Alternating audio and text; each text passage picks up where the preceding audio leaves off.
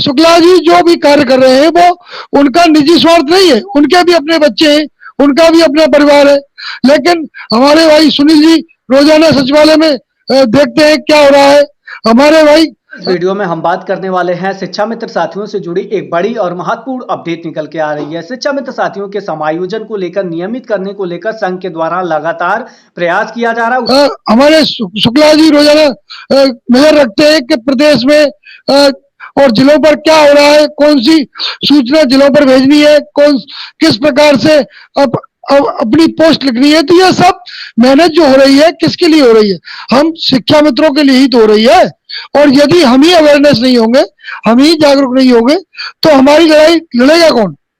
आप जिस तरह से मेहनत कर रहे हैं, आपकी मेहनत वास्तव में काबिल तारीफ है और हम आपको सत सत नमन करते हैं अपने 1.5 लाख शिक्षा मित्रों की तरफ से। लेकिन हम अफसोस है हमें इस बात का कि हम जिस मुकाम पर हमें आज इस डिबेट में होना चाहिए था, उस डिबेट में हम आज तक नहीं जुड़ पा रहे हैं। हालांकि शुक्ला जी की बात, हमारे प्रदेश संगठन की बात सरकार से चल रही है और हो सकता है इस सप्ताह कोई अच्छी खबर देखने को हमें सुनाई पड़े।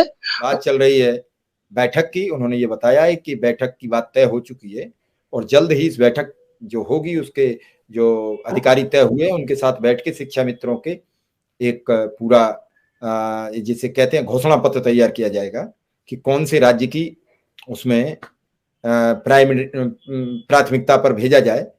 हालांकि जो बेसिक शिक्षा सचिव हैं वो राजस्थान और उस पर बिहार के उस पर बात कर रहे हैं, झारखंड के पे जो 35,000 और उधर 58,000 है। अब देखना ये होगा वो 58,000 को प्रायोरिटी देते हैं, 35 को देते हैं, बीच का निकाल के 40,000 भेजते हैं।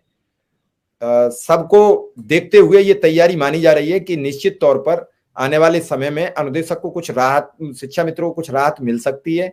लेकिन जब तक उसका कोई निर्णय ना आ जाए तो काफी समय से यही चलता आ रहा है कि राहत मिलेगी, लेकिन राहत कब मिलेगी ये नहीं कहा जा सकता है।